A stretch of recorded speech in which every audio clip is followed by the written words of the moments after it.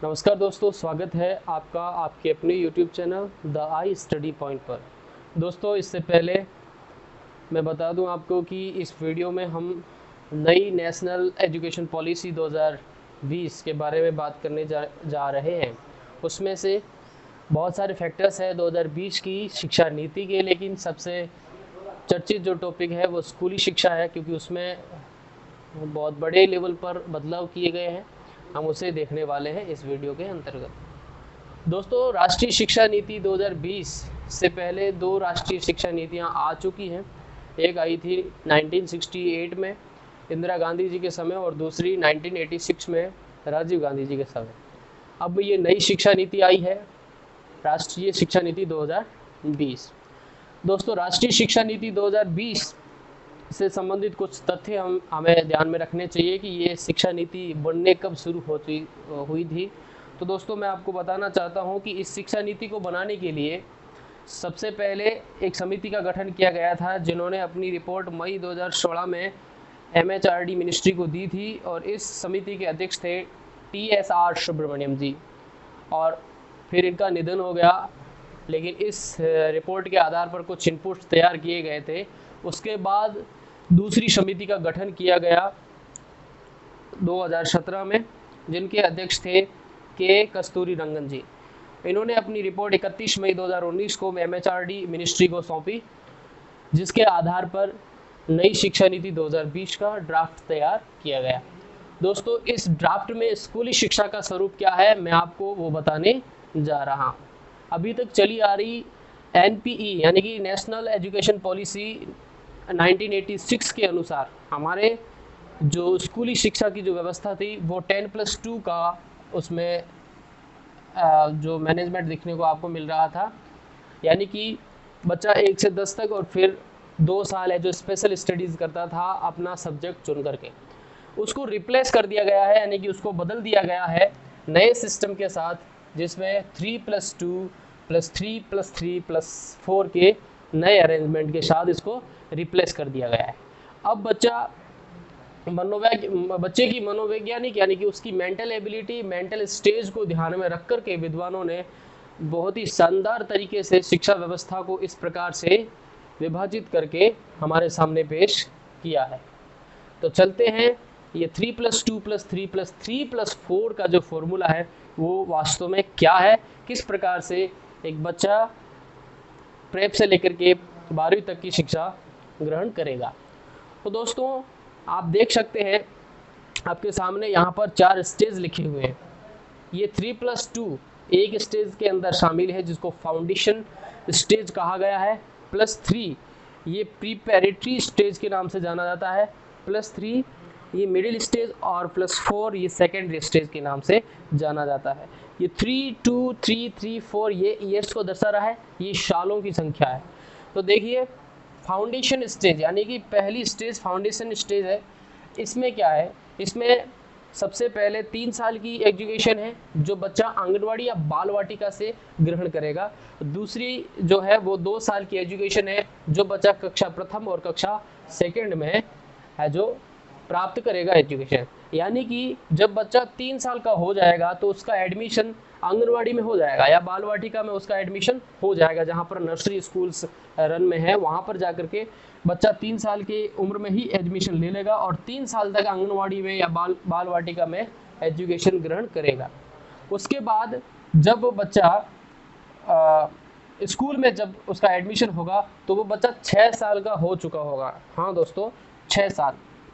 जब बच्चा 6 वर्ष का हो जाएगा तो बच्चा स्कूल में एडमिट होगा, उसको एडमिशन मिलेगा और वो पहले 2 साल कक्षा प्रथम और द्वितीय में बिताएगा। यहाँ पर उसे मल्टी लेवल एक्टिविटीज़ यानी एक्टिविटी बेस्ड लर्निंग करवाई जाएगी। बच्चे को खेल विधियों द्वारा सिखाया जाएगा, ज़्यादा प्रेशर ना दे करके, कोई एग्ज़ाम नहीं होगा। बच्चे को आसानी से जैसे बच्चा समझना चाहे वैसे है जो बच्चे को समझाया जाएगा। दूसरी स्टेज है प्रीपैरेटरी स्टेज जो कि 3 सालों की है। इन 3 वर्षों में बच्चा क्लास 3 से लेकर के क्लास 5 तक की स्टडी करेगा। यहाँ पर भी ऐसी ही स्थिति है, मगर यहाँ पर भी बच्चों के जो है एग्जामिनेशन नहीं होंगे, बच्चों को रूट लेवल का ज्ञान सिखाया जाएगा, उनको एक्टिविटी बेस्ड लर्निंग करवाई जाएगी, उनको वातावरण से जोड़ा जाएगा, केवल स्कूल ही नहीं स्कूल से बाहरी वातावरण को भी बच्चों को सिखाया जाएगा, यानी कि एनवायरमेंटल स्टडी पर ध्यान दिया जाएगा। बच्चों को सामाजिक शिक्षा यानी कि सह सामाजिक शिक्षा से जोड़ा जाएगा प्रीपैरेटरी स्टेज में, जो कि 3 साल का होगा, क्लास 3rd 4th और 5th का। फिर है मिडिल स्टेज। मिडिल स्टेज में भी 3 साल की शिक्षा होगी, बच्चा कक्षा 6 से लेकर के 8 तक की शिक्षा यहाँ ग्रहण करेगा। यहाँ दोस्तों यहाँ पर एक बहुत ही अच्छा एक्सपेरिमेंट किया गया है, जो कि विदेशों में खास तौर पे यूरोपीय देश जितने हैं वहाँ पर शिक्षा व्यवस्था में ऐसा ही कुछ देखने को आपको मिलता है। मिडिल स्टेज में जो 3 साल की एजुकेशन है, इसको दोस्तों एक्सपेरिमेंटल स्टेज भी कहा गया है, क्योंकि दोस्तों यहाँ जो शिक्षा होगी वो एक्सपेरिमेंट के आधार पर होगी। बच्चों को एक्सपेरिमेंट करवाया जाएगा, प्रयोग करवाया जाएगा। बच्चों को मान लीजिए अगर बागानी के बारे में उनको नॉलेज चाहिए तो उनको ले जा करके बताया जाएगा कि बागानी किस प्रकार से की जाती है, किस प्रकार से उसका संरक्षण होता है, ये चीज़ें बच्चों को सिखाई जाएगी। ये मिडिल स्टेज में, यानी कि बच्चों को एक्सपेरिमेंट करने का मौका मिलेगा, वो प्रयोग करके सीखेंगे। यहाँ दोस्तों वो प्रयोग करने के दिन हैं वो 10 दिन फिक्स किए गए हैं, जिनको 10 बैगलेस डेज के नाम से जाना जाएगा।